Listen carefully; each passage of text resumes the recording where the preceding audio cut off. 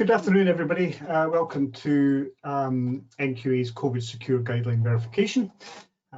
Thanks very much for taking the time to join us for this. I'd guess it will be around about a 20-minute presentation or so. We have a few slides to run through with you. It will be myself with you today. I'm Stephen Burt, I'm the Field Director with NQA.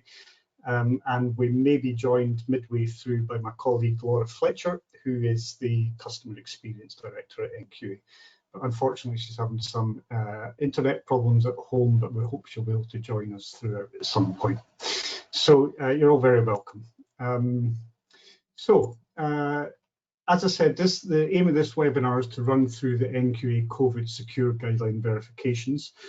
Could I just ask, please, that because I can't see you and I can't hear you at the minute, would somebody mind just putting an entry into the question pane, please, just to let me know that you're able to hear me okay? Just a simple yes will be fine. Yep, we're all good. Great stuff. Thank you very much, folks. So the NQA COVID Secure Guideline Verification. As I mentioned, it'll be a 20-minute webinar or so. We'll leave questions until the end. Feel free to put them into the chat box as we go through, and I'll leave answering those until the end itself. But the questions will remain there in the chat box for us to have a look at when we get to the end of the slides themselves. And we'll also have a recording of the webinar that will be circulated later in the week and made available to everybody as well, just to run through things. So, as I mentioned, my name's Stephen Burt. I'm the Field Director here at NQA. I've been here for 11 years, amazingly. My background is primarily environmental science and environmental management, but I'm also a lead auditor for the quality, environment, health and safety, energy and the SSIP schemes as well. As my role as field director, I look after all our assessors or our auditors out there in the field with NQA, as well as our subcontract auditors as well, and manage the kind of technical competence side of things for them too. So what we'll run through today, firstly, I'll give you a very brief overview of who NQA are and what we do, because many of you won't be familiar with that side of things. And then an introduction to what the COVID Secure Guideline Verification product is. We'll look at what the criteria for verification are and the related process for achieving verification too. We will look at the promotion of the verification itself and what happens if your organisation has more than one site, because many of you will be multi-site organisations and you'll be interested in achieving verification across one or more of those sites. Also, because the entire product is based on the government guidelines, we'll have a look at what happens when those government guidelines change. So we're in a fast-moving environment at the minute and have been for the last 3 months or so. Government advice changes regularly. It's updated regularly as the progression with the pandemic moves forward and recedes. So the government guidelines do change, and we'll look at what happens if those changes take place. And then critically, we'll have a look at safety whilst on site as well. So I'll go into all of these in more detail and we can look at the next steps towards the end too. So a brief overview of NQA. So NQA is a kind of world-leading global certification body. We operate throughout the world. Our offices there are highlighted in the orange dots that you can see on the screen there. But you know, in the UK, we're the top 3. UK and Ireland, we're in the top 3 for quality, environment, health and safety, and information security management system certification. In China, we're the #1 certification body in the automotive sector. And in the Americas, we're the #1 certification body in the aerospace sector as well. We're the global #1 certification body in telecommunications and automotive, #3 certification body in the aerospace sector on a global basis. And in the UK and Ireland, we're the #2 certification body in the aerospace sector. And that's all based on the number of certificates that we have in issue. I'm kind of assuming that most of you out there will have some level of awareness of ISO standard certification. But if not, and this all is all double Dutch to you, then you can give me a shout afterwards maybe and I can explain more. But yeah, very much high technology and engineering sector focused certification body with very much a global influence as well. So the business has been around for about 30 years or thereabouts, since 1988, sorry. We have about 50,000 certificates globally. We include all our fees, so travel and overnight subsistence fees, that type of thing within the UK is fully inclusive in the fees that we charge. Worldwide, we've got over 1,000 employees and we're operating in over 90 countries. And the average customer partnership that we have is around about 10 years, and that's quite an important statistic because our net promoter score is amongst the best in the industry as well. So we very much value the long-term relationships that we have with clients. So, COVID secure guideline verification. This is a very timely new product that we developed. We have had it in place now for, I would guess, maybe 8 weeks or thereabouts, 6 to 8 weeks. And it's aimed quite simply at helping our main strategic purpose, which is to support and build trust and support risk management in supply chains with consumers and wider stakeholders. So it's essentially about supporting the country to return to work safely. And you'll maybe have seen, in the news over the last couple of weeks, UK business and Irish business and worldwide business is beginning to return to work. Employees are coming back off furlough. Premises are opening up again after sometimes a period of shutdown or minimal operations. And it's important that employers can provide some level of assurance to their employees and their stakeholders and their wider customers that they're able to return to work safely. One of the big industries that's been in the news recently is the meat processing and meat packaging industry, which has led to clusters of outbreak of COVID-19. So what we're aiming to do is to help businesses and support the country, support the wider economy to return to work safely as well. So it's an independent verification product. So NQA are a very experienced, very highly thought of third-party certification body. This isn't certification, this is a verification product where we verify against the government guidelines themselves, verified arrangements against government guidelines themselves. So it provides assurance that your organisation's put in place specific measures to mitigate the transmission of COVID-19.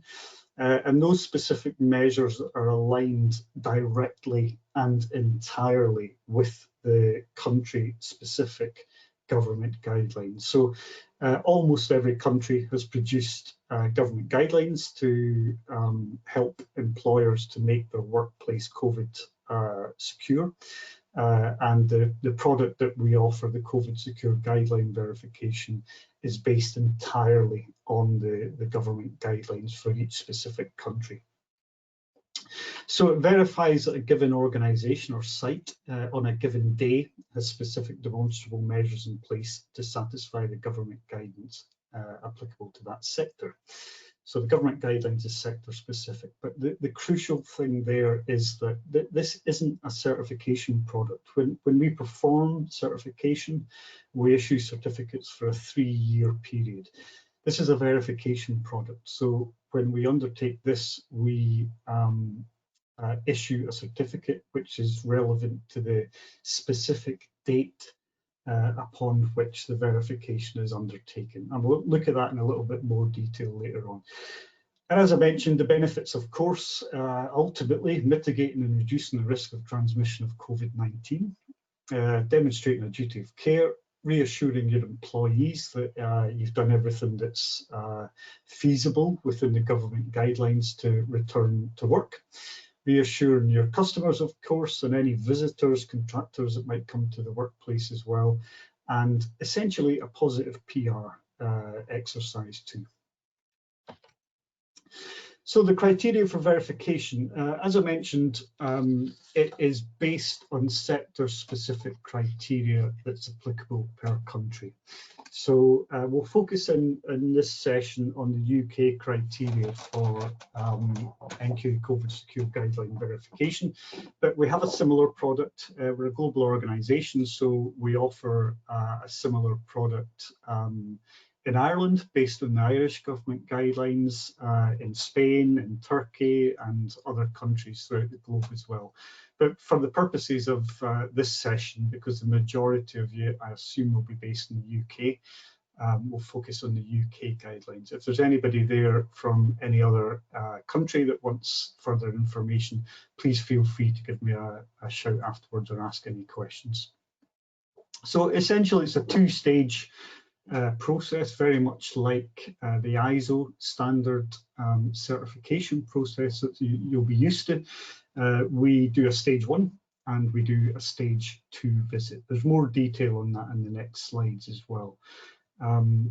So the stage 1 visit, which we're calling the pre-verification, is really about making sure that the risk assessment that you've developed in relation to the hazard around the transmission of COVID-19 has been produced and it's published, and it's in keeping with the government guidelines. So in other words, it identifies the hazards, it evaluates the risks, and identifies the controls that need to be implemented. And there's very much a focus on that risk assessment process relating to social distancing, to cleaning and hygiene practices, and also to incident control and incident management. And when I say incident, I mean incidents of COVID-19. The second stage is focused on the implementation of the controls that you've derived as being required from your risk assessment. That links into the government guidelines, of course. So, you know, we will do an assessment of the implementation of the risk assessment controls and how they meet the government guidelines. Those government guidelines, certainly I've provided the web address there for the UK, the link to the UK. There's a similar link for every country. The Irish government, for example, has one as well. But of course, the first stage in this for any of you that would like to take advantage of this would be to download the government guidelines yourself if you haven't already seen them, and have a look and see what's required within those. Yeah, so the first stage is very much focused on the risk assessment requirements, and the second stage is very much focused on the implementation of the control requirements. Now, in the UK, the government guidelines are split into what you can see in the bottom left-hand side of the screen there, and the bottom right-hand side of the screen there. So there's generic criteria which are applicable to all, and that really focuses around those 8 points: thinking about risk, who should go to work, social distancing at work, managing customers, visitors and contractors, cleaning the workplace, PPE and face coverings, managing your workforce, and inbound and outbound goods. It's then further split into 8 sector-specific criteria, and it's important to note that more than one of these may be applicable to some firms. So those 8 sector headings there are all detailed, they're drawn directly from the UK government guidelines. Construction and other outdoor work, interestingly, that covers things like waste management operations as well, and landscape gardeners and that type of thing. So it's not just construction, it's all kind of outdoor work that would take place.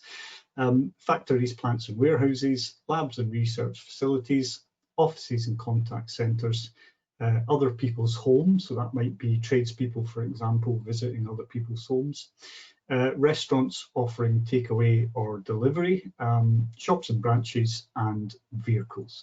So we can see that those sector-specific criteria are likely to change over the coming weeks as restaurants are allowed to reopen, for example. But generally, those are the 8 headings under which the sector-specific criteria are provided. So it's a kind of, we'll run through the process for achieving verification now. So I suppose there's 4 main stages to it. One is obviously initial application. One is the pre-verification visit, which is undertaken remotely.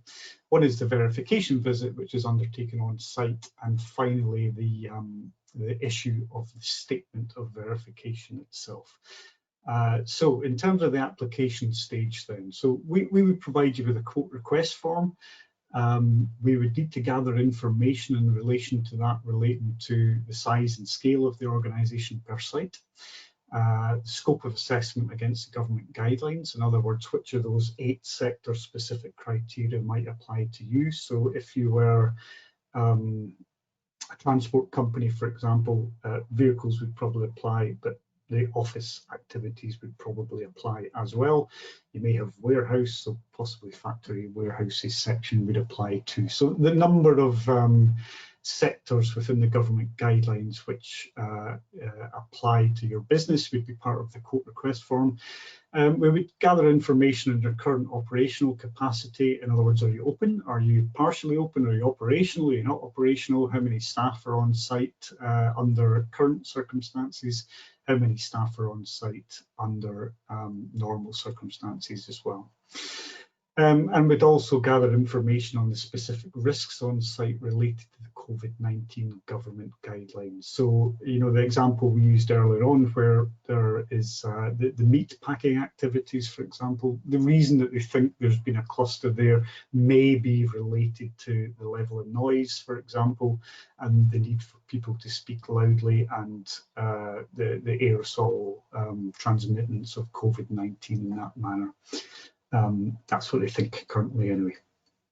Following the quote request form, we would look for a quote letter of acceptance as well, after which we would allocate an assessor to undertake the work. So assessor is the term we use in NQA, auditor might be another term that you're more familiar with. All of the assessors which cover the COVID secure guideline verification product, they're all trained lead auditors for ISO 45001. ISO 45001 is the international standard for health and safety management systems, occupational health and safety management systems. We set the bar very high, NQA, in terms of the competency of our health and safety lead auditors. So every single one of them is a health and safety professional, every single one of them has a career and professional development in health and safety.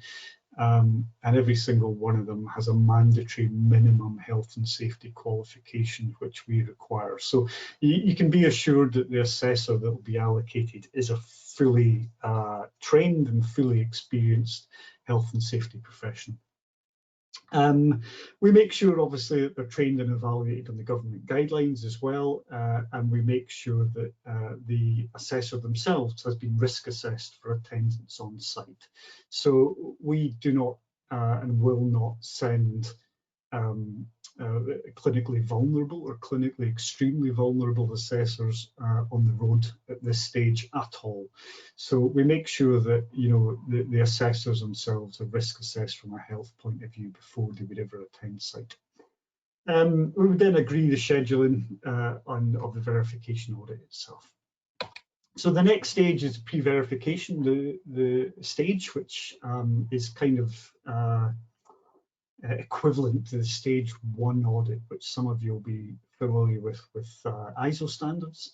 So this is a remote audit. So we do not come to site to undertake this element of the audit itself. We do it remotely.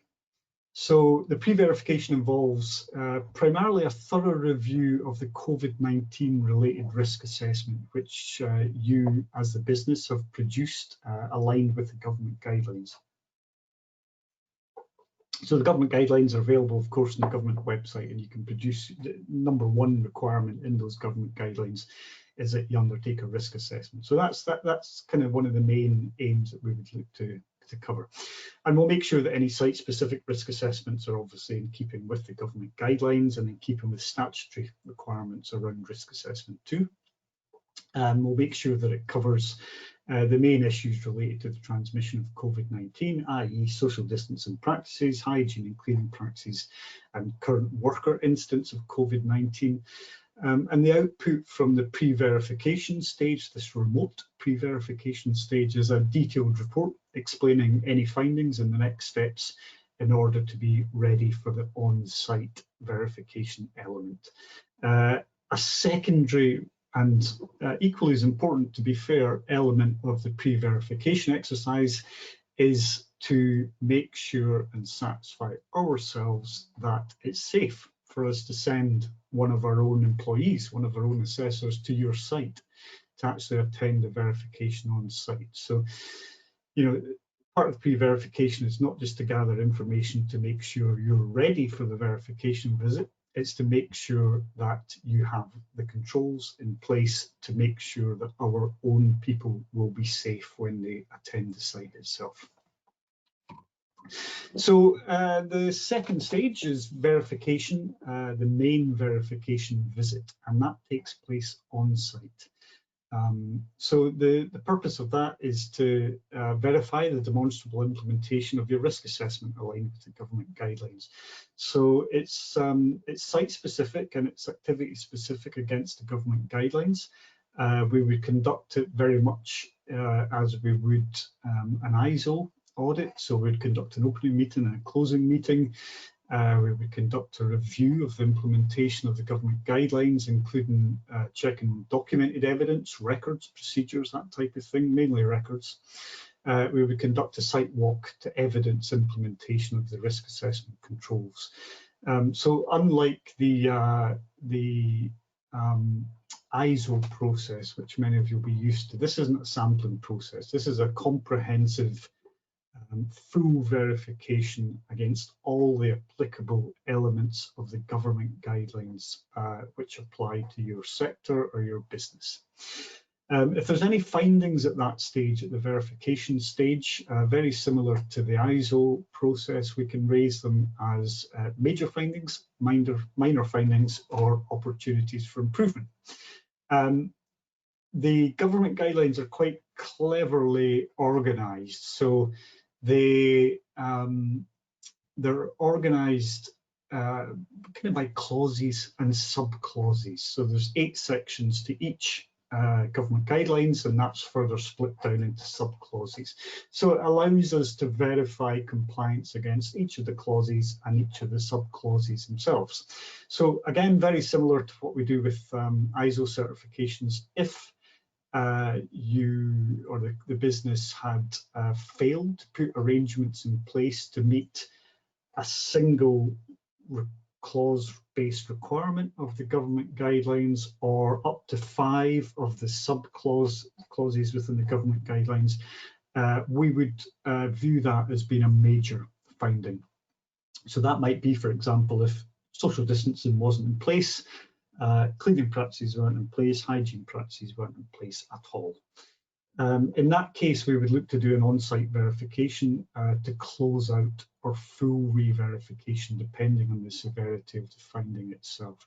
So it's very, very important from a credibility point of view that we just simply would not issue the statement of verification if you weren't able to meet some of the main elements of the government guidelines.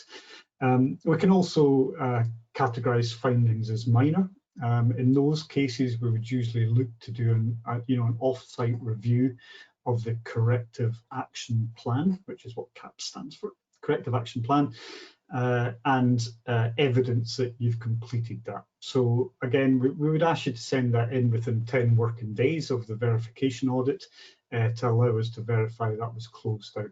A lot of the issues that are coming up when we're doing these visits currently relate to infrastructure type issues. So the placement of cleaning facilities, the provision of cleaning facilities, the implementation of social distance and that type of thing. So a minor finding might arise because you hadn't implemented one thing in terms of infrastructure, and therefore perhaps a photograph might be evidence of the closeout of that, or perhaps another record might be evidence of closeout of that. Our assessors, they always try to add value to everything that we do as well. So we can also raise opportunities for improvement. As I mentioned, they are experienced health and safety professionals. So based on their knowledge of other organisations and possible improvements, they may choose to raise opportunities for improvement to help to make things better and to add value to what we're doing. And the output from the verification process is a detailed report explaining the findings and the next steps in order to achieve a statement of verification. And the final stage in the process is obviously the issue of the statement of verification itself. So upon completion of the successful pre-verification and the verification on site of the compliance with the government guidelines, we would issue you with a statement of verification, which is essentially a certificate which details the government specific guidelines which are applicable, which we've covered. And we would also enable you to use the COVID Secure Guideline Verification logo. So you can see that in the bottom right hand side of the screen there. It obviously carries the NQA name. It specifies what the product is, the COVID Secure Guideline Verification product. But most importantly, it has a single date on it. So the verification date, it's as with all things in life, like the annual MOT on your car, for example, it's very much a snapshot in time. It's a statement that on the day that we were on site, you were or weren't in compliance with the government guidelines themselves. So we do date stamp it, and the logo is then able to be used with the date stamp on it, and you can use it to publicise to your stakeholders the good stuff that you've done. So it's issued on a per site basis. The logos to be used on the statement of verification are to be used with and at the site and your associated activities that have been verified. I mentioned you must display the date beneath the logo, and we obviously have a document on our website, NQA logo guidance document, that provides advice on how and where and when you can use the NQA logo itself. But an important note that I touched upon earlier, the logo itself, the verification, provides no guarantee that the verification criteria will continue to be met on an ongoing basis, and it provides no guarantee that the risks associated with the transmission of COVID-19 have been mitigated. Neither do the government guidelines. The government guidelines are there as guidelines to be implemented, but you could put all the controls in the world in place, but we have to practice our business, and in doing so, there's always going to be a risk there. So yeah, that's an important note at the bottom there. So if you have a multi-site, so you might have a head office and you might have various satellite sites providing that are looking for verification. This is a site-specific verification. So we couldn't, for example, undertake a visit to your head office and extend that verification out to your satellite offices without visiting them. So the verification time is specific to the site that we've actually visited itself. However, we do recognise that multiple sites may include identical activities that are common with, share a common risk assessment that's been cascaded down from the major site into the minor sites, and there might be minor variations specific to the site. We'll try and account for that at the not just the quotation stage, but the pre-verification stage as well. And we'll try to account for that'll be appropriately reduced based on common risk assessments and controls.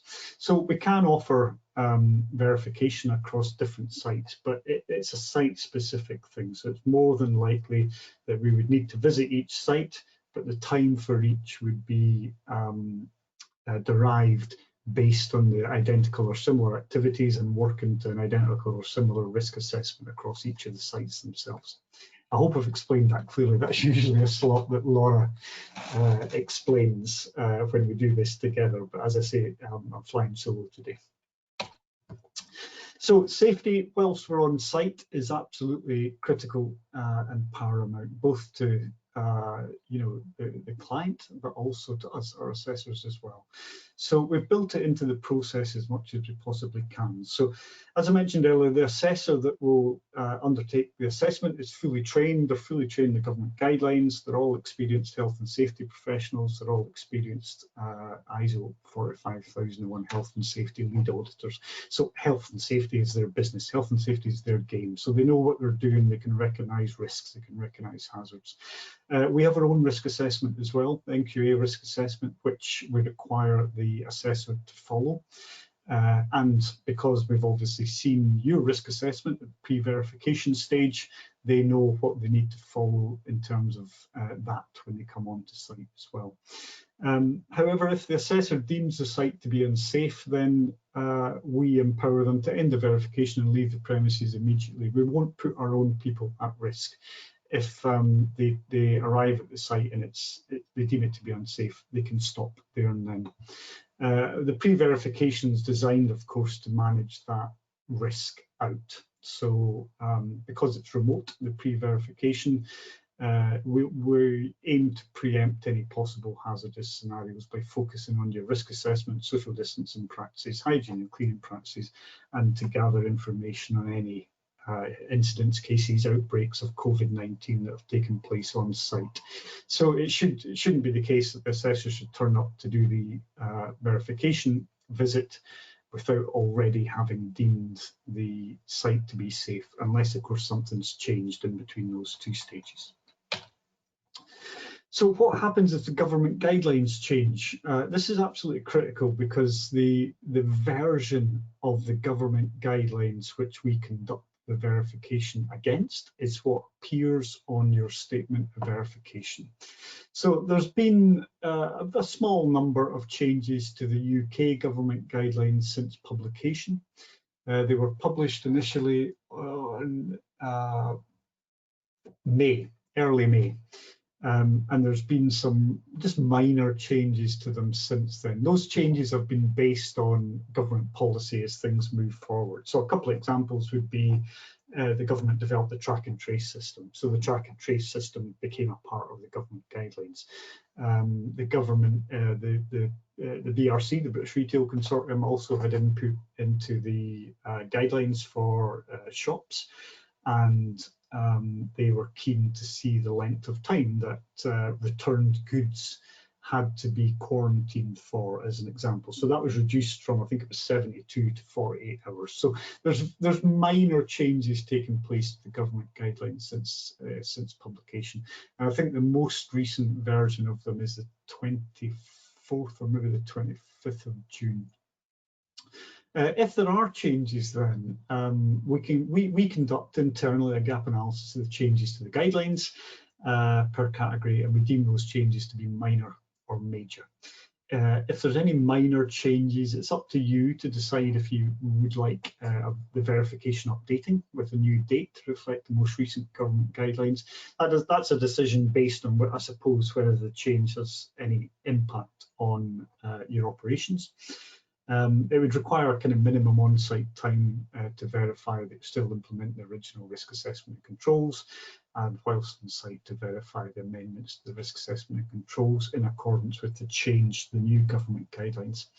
If there's any major changes, which there hasn't been to date, so the changes that have taken place so far have entirely been minor changes, but if there are major changes, again, you could decide if you would like the verification updating with a new date to reflect the most recent government guidelines.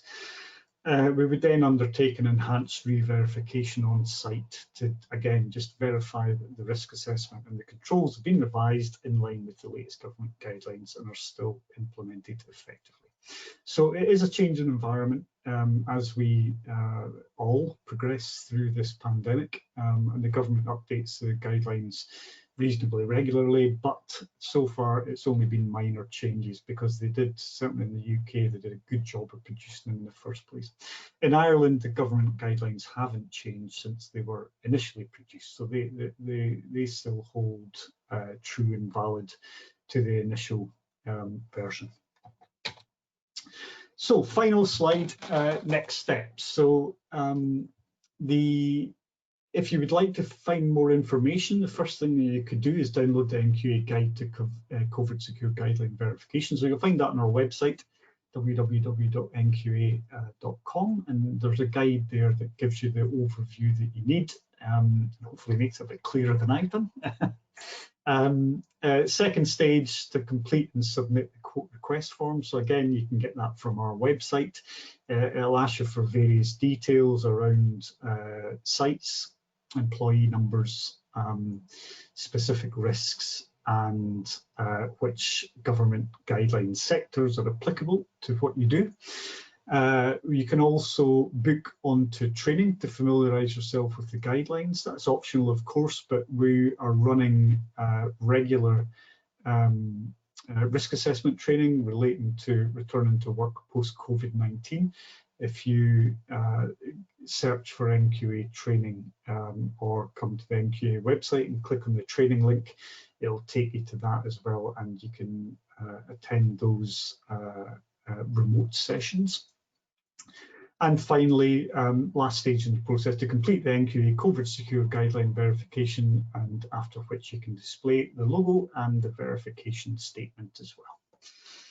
So thank you very much indeed, everybody, for listening to me droning on about this for the minute. I hope that gives you as much information as you need.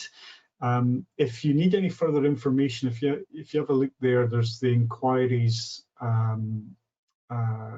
email address, and Laura Fletcher, who I mentioned is our Customer Experience Director, looks after our sales and our commercial departments. That's our direct email address there if you needed anything relating to the quotation side of things.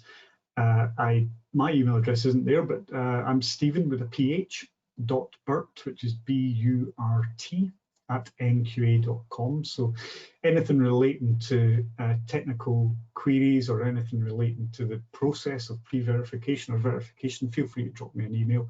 So it's Stephen with a PH and .Burt, which is B-U-R-T @nqa.com, and there's the link there to any further information that you might need as well. So if there's any questions, please feel free to ask them now. I will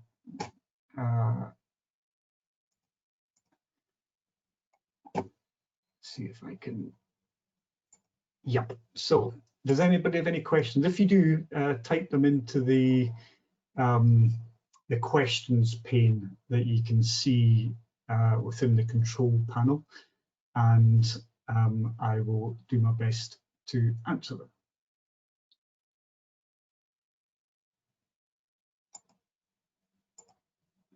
No, it doesn't look like there's any questions. Just give it a couple more minutes, just in case any of you are typing at the minute. But you know, if there's anything that comes to you after this session, you know, always feel free to drop me an email, or you can get a hold of me via the NQA website as well, and I'll be happy to talk you through anything that I can help you with. No, I don't think so. Must have been nice and clear for everybody. So, yep, thank you very much indeed, everybody, for listening. I've been Stephen Burt. Thanks very much. Thanks for your time, and yeah, thanks again. Cheers. Bye-bye. Bye.